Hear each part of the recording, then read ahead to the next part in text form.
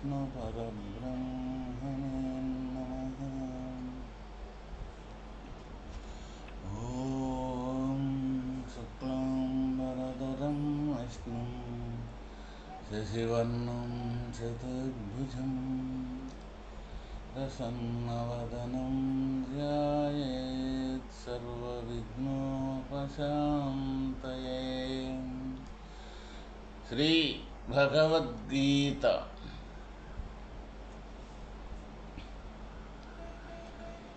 పరహ అని చెప్పుట వలన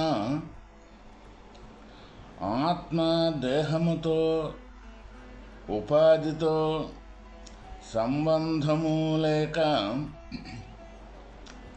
దానికి పరముగా వేరుగా అతీతముగా ఉన్నదని తెలియచున్నది.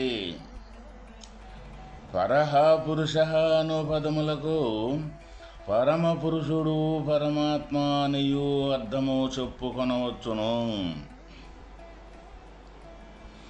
ఈ ప్రకారముగా ప్రకృతి పురుషులను గూర్చి ఎరుగుట వలన కలుగు ఫలితమును వచించుచున్నారు. ఏవం వ్యక్తి పురుషం ప్రకృతిం చ గుణైః సహ సర్వదా వర్ధమానోపి న స భూయో విజాయతే.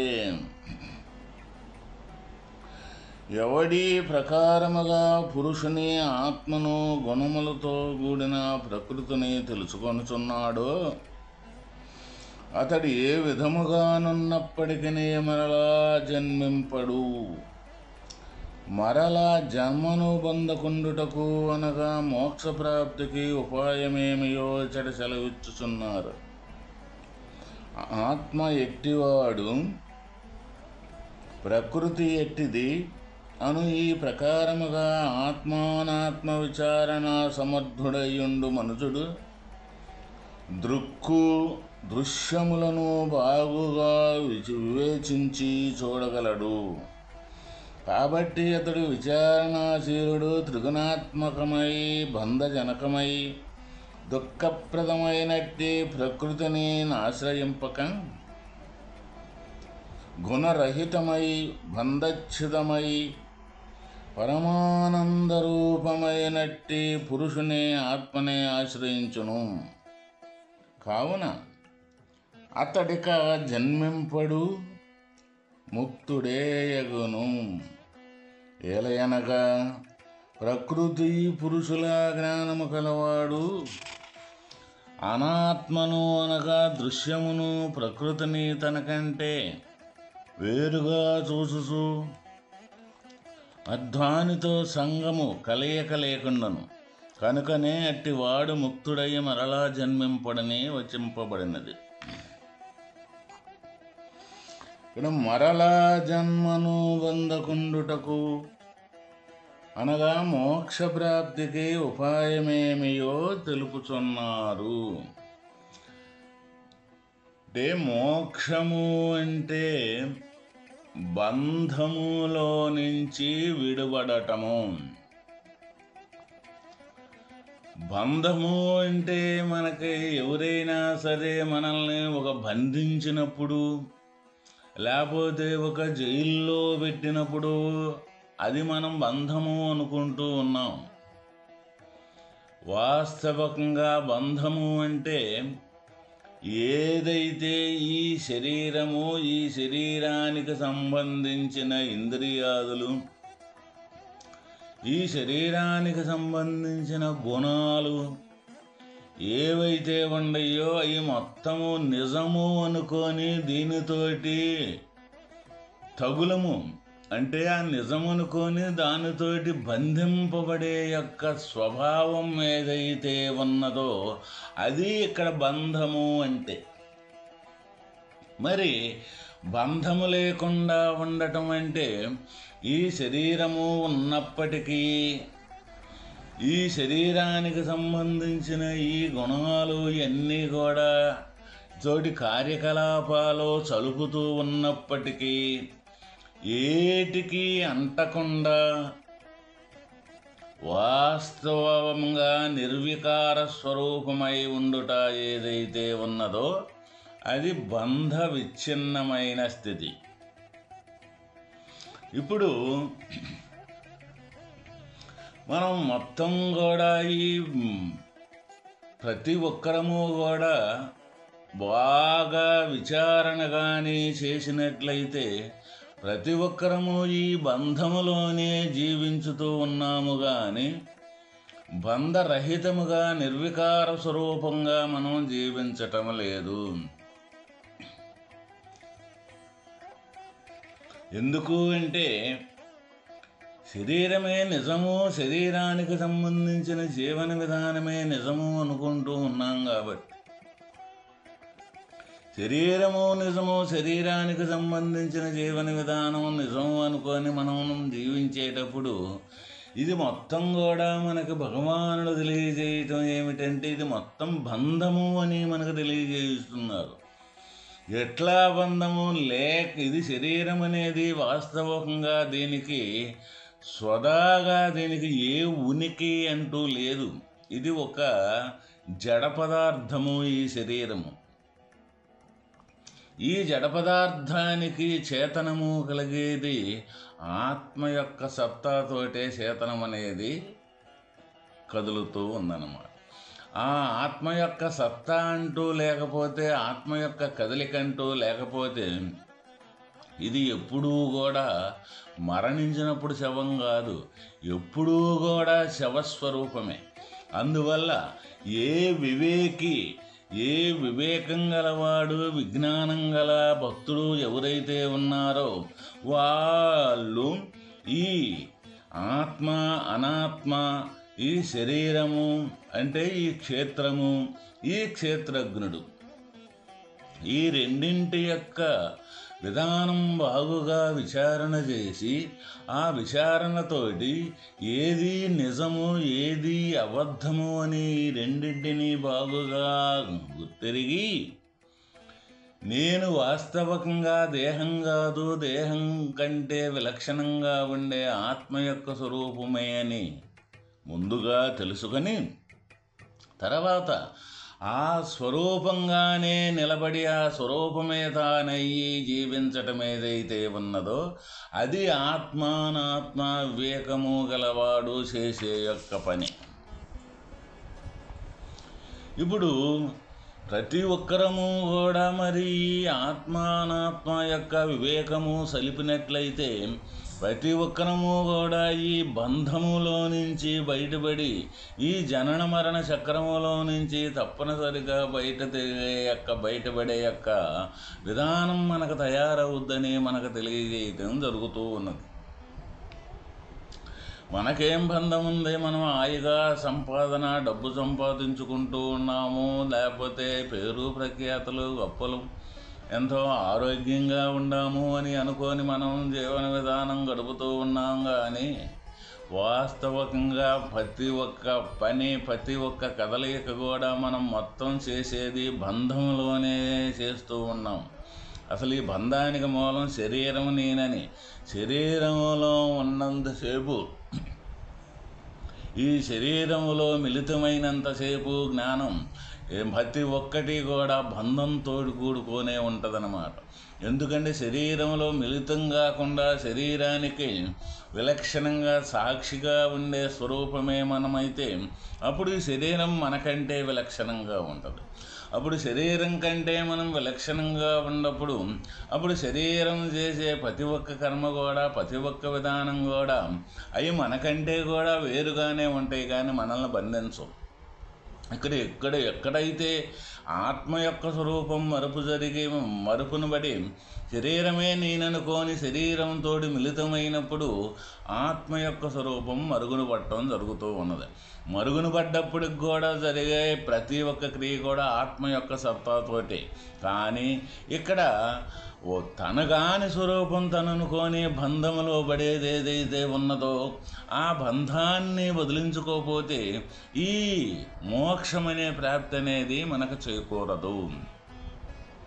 మరి ఈ మోక్షం అనే ప్రాప్తి చేకూరాలి అంటే ఈ శరీరం అనేది బంధంతో కూడుకున్నదని శరీరానికి మిగిలి యొక్క ఉండ స్వరూపం, సాక్షిగా ఉండ స్వరూపం ఆత్మే అని తెలుసుకొని ఆత్మ యొక్క స్వరూపమే అవ్వటమే ఇక్కడ బంధానికి, మోక్షం అనే యొక్క మార్గానికి సరైన మార్గము. కాబట్టి ప్రతి ఒక్కరము కూడా భగవంతుణ్ణి తెలుసుకోవాలి, భగవంతుణ్ణి ప్రార్థించాలి అంటే ముందు ఈ దేహాంతర్గతంగా ఉండి ఈ దేహానికి ఆధారభూతమై సర్వ కార్యకలాపాలు కూడా జరుపుతున్న ఏ ఆత్మశక్తి అయితే ఉన్నదో ఆత్మ యొక్క శక్తి సత్తాతోటి ఇది మొత్తం జరుగుతూ ఉన్నప్పుడు ఈ శరీరము తోటి జరుపుతుంది అన్న భావన ఎవరైతే తొలగించుకొని ఆత్మస్వరూపమే తానవుతాడో, ఆత్మస్వరూపం తప్ప రెండవది లేదని అక్కడ నిలబడగలుగుతారో వాళ్ళే వాస్తవమైన మోక్ష స్థితిని పొందిన వారవుతారు. మరంటే ఈ మోక్షం అనేది ఇప్పుడు దాకా లేదు కదా, మరి ఇప్పుడు ఎక్కడి నుంచి అయినా మరి తయారై వచ్చిందా అని మనకి చాలామందికి అనుమానం రావచ్చు. లేనిది ఎప్పుడైనా వచ్చింది అంటే అది ఒక పూటకి లేకుండా పోతుంది. వాస్తవంగా మోక్షం అంటే ఎప్పుడు ఉన్న స్వరూపమే.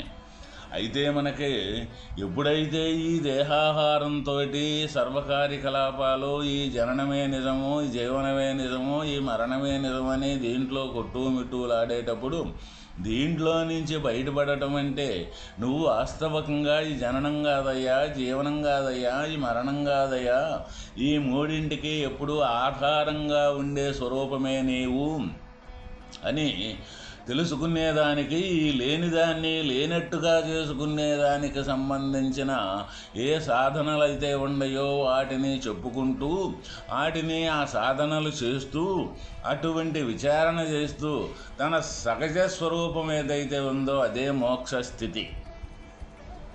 ఇక్కడ మనం చెప్పుకునేటప్పుడు మోక్షము అంటే మనకి ఇప్పుడు దాకా లేదు, ఎక్కడి నుంచో వచ్చుద్ది, మనం సాధించాలి అని చాలామంది అనుకోవటం అది పొరపాటైన విషయం.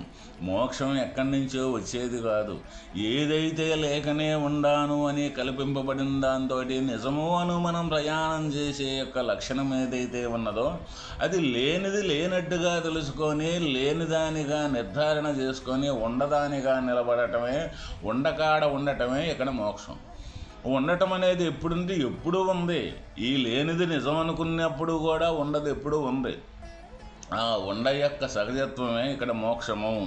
కాబట్టి ప్రతి ఒక్కరము కూడా మనం బాగుగా ఈ లోతుగా విచారించి ఇది చెప్పుకునేటప్పుడు చాలా సులువుగా ఉన్నట్టే ఉంటుంది, కానీ ఇది చాలా లోతైన విషయం. ఎందుకు అంటే ప్రతి ఒక్కరూ ఈ దేహభావనతోటి, దేహాకార రచనతోటి చేసే ప్రతి ఒక్క వ్యవహారం కూడా ఎవరైతే అది కాదు, నిజం కాదు అని అనుకోవాలంటే అంత తేలికైన విషయం కాదు. ఎందుకు అంటే ఈ దేహంతో కూడుకొని చేసే ప్రతి ఒక్కటి చిత్తములో దీనికి సంబంధించిన వాసనలు ఏవైతే ఉన్నాయో ఆ వాసనలు ఘనీభవించి దృఢంగా లోన అంతర్గతంగా చిత్తంలో దాగి ప్రతి కదలికతోటి ఇదే నిజము పద అని మనల్ని కదిలించి ఆ కార్యకలాపాలు చేసి దాంట్లో వచ్చే కష్ట నష్టాలు ఏవైతే ఉన్నాయో వాటిని మొత్తం అనుభవించుకుంటూ దీంట్లో నుంచి బయటపడేదానికి రవ్వంత కూడా బయటపడేదానికి వీలు లేకుండా చేసే యొక్క మాయా స్వభావంలో నుంచి బయటికి రావాలి అంటే చాలా కష్టతరమైనది. చాలా కష్టమనే చెబుతూ ఉన్నారు, కానీ అయితే అసాధ్యమైనది కానే కాదు. ఎందుకు అసాధ్యమైనది కాదంటే ఏదైనా సరే ఇక్కడ మనలో నుంచి ఆత్మ యొక్క స్వరూపంలో నుంచి కదిలిన కదిలికే తప్ప అది వేరేది కానే కాదు. ఎందుకు అంటే మనం ఒక దుఃఖం అనేది మనకు వచ్చేటప్పుడు ఆ దుఃఖానికి సంబంధించిన వికారం మనలో నుంచే కలుగుతూ ఉన్నది. అయితే ఇక్కడ ఏమవుతూ ఉందంటే మనలో నుంచి కదిలిన దుఃఖం ఏమవుతూ ఉన్నామంటే ఆ దుఃఖంలో మమేకమైపోవటం మనం జరుగుతూ ఉంటుందన్నమాట. ఆ దుఃఖంలో మమేకం అయిపోయి ఆ దుఃఖానికి సంబంధించిన ఎంత తీవ్రతర దుఃఖం అయితే వచ్చుద్దో అది ఎంత సమయాన్ని అయితే ఆ దుఃఖం పెట్టుద్దో అంతసేపు దాంట్లోనే విలీనమైపోవటం జరుగుద్ది. ఇది దేనికి జరుగుతూ మనలో కలిగిన వికారంతో మనం మమేకం అవ్వకపోతే మనంగా అంటే ఆత్మగా ఉండేటప్పుడు ఈ వికారం అనేది ఈ శరీరం ఉన్నంతసేపు వచ్చినప్పటికీ కూడా వికారాన్ని మిగిలి చూసే యొక్క లక్షణంగా మనం ఆత్మస్థితిగా జ్ఞానస్థితిగా ఎవరమైతే మనం ఉండగలుగుతామో అప్పుడు మనలో నుంచి కదిలిన ఏ వికారం అయితే ఉన్నదో ఆ వికారం రావటం కానీ మనం చూసేటప్పుడు అది పోవటం కానీ రెండింటినీ కానీ మనం చూడగలిగితే ఎప్పుడూ కూడా వికారానికి సంబంధించి ఆ దుఃఖానికి సంబంధించి మిళితం అనేది కాము. అప్పుడు మిగిలి చూసే స్వరూపంగా మనం నిలబడితే అదేవిధంగా ఇక ఈ దేహానికి సంబంధించిన సంతోషం కానీ అది కూడా ఒక వికారమే. ఆ వికారం వచ్చేటప్పుడు కూడా మనం ఉప్పొంగిపోయే యొక్క లక్షణం ఏదైతే ఉన్నదో ఆ ఉప్పొంగిపోయే వికారం వచ్చేటప్పుడు చూస్తూ ఉంటాము. తర్వాత అది మళ్ళీ వచ్చి కొద్దిసేపు పోయేటప్పుడు చూస్తూ ఉంటాం. కానీ మమేకం మట్టిక్కాం. ఇక్కడ ఈ సంధి అనేది ఈ మమేకం కాకుండా మిగిలి చూసే యొక్క సంధి ఏదైతే ఉందో అది వాస్తవికంగా జ్ఞానప్రాప్తితోటి అది సంభవిస్తూ ఉంటుందన్నమాట.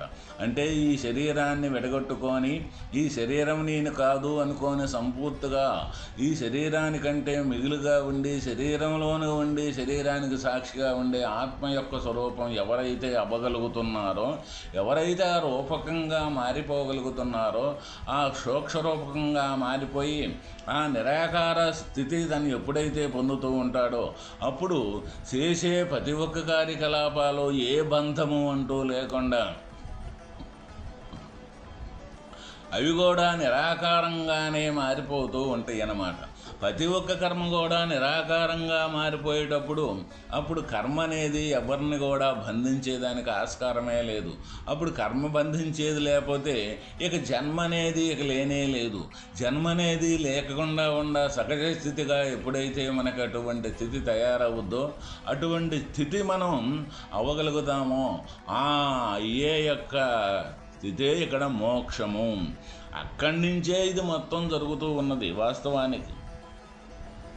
అయితే మనం అక్కడి నుంచి ఆ యొక్క మోక్షం యొక్క స్థితి నుంచి సంసారం అంతా మనకు తయారవుతుందన్న విషయం మనకు తెలియక అప్పుడు ఇదే సంసారమే నిజము అనుకొని ప్రపంచంలో మనం తిరుగుతూ ఉన్నాం. కాబట్టి ఈ సంసారంలో నుంచి బయటపడకుండా ఇదే శాశ్వతం అనుకొని కొంతకాలం జీవించి తర్వాత మరణించటం, మళ్ళీ తర్వాత పుట్టడం, మళ్ళీ కొంతకాలం జీవించటం, ఈ విధంగా పుట్టడం పెరగటం సావటం అనే సంసారంలో అనేక రకాల దుఃఖాలు కానీ అనేక రకాల సంతోషాలు కానీ అనేక రకాల లాభ నష్టాలు కానీ తీరుగా ఈ సంసార కోపంలో పడి ఈ జీవుడు బయటికి రాకుండా సతమతమవుతూ ఉన్నాడు.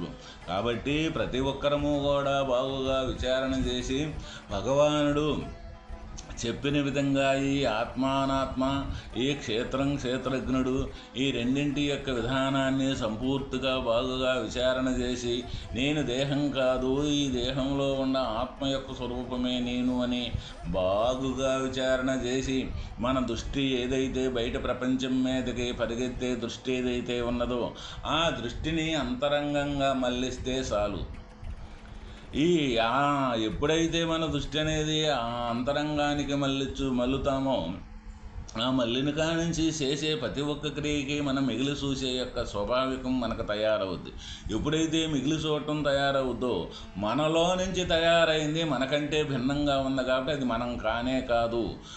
మనంగానే ఎప్పుడైతే ఉండగలుగుతామో అప్పుడే మనకంటే భిన్నంగా ఉన్నది. అంటే అప్పుడు దేహంతో సహా మొత్తం మనకంటే వేరుగానే ఉంది. ఎప్పుడైతే దేహాన్ని మనం సంపూర్తిగా వేరుగా చూడగలిగే సత్తాన్ని సంపాదించుకొని ఈ వేరుగా ఉన్న స్వరూపమే మనం అవుతామో అప్పుడే వాస్తవమైన పరమాత్మ స్థితి ఎప్పుడూ కూడా స్థిరంగా శాశ్వతంగా ఉండే వస్తువు అని మనకు గోచరం కావటం జరుగుద్దన్నమాట. అదే ఇక్కడ మనకు భగవానుడు తెలియజేయటం, నువ్వు ఎప్పుడు శాశ్వతంగా ఉండే యొక్క తత్వమే మోక్షము. ఈ రెండింటి యొక్క విచారణ సంపూర్తిగా తెలిసిన వాడే అటువంటి వాడే మోక్షాన్ని పొందుతాడు అని మనకు తెలియజేయటం జరిగింది. ఓం తత్సత్.